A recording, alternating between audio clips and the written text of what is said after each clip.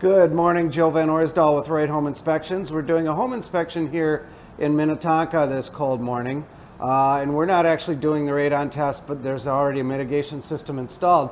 But what I'm seeing here is this is a radon mitigation system that's installed in the basement. The problem with it is that this fan is also installed in the basement.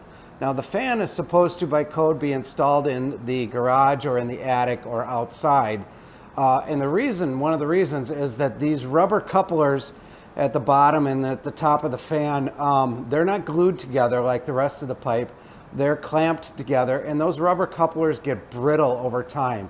So let's say this rubber coupler 10, 15, 20 years down the road starts to get brittle, or it starts to leak a little bit. It's actually going to pump a highly concentrated radon air back right directly into the house.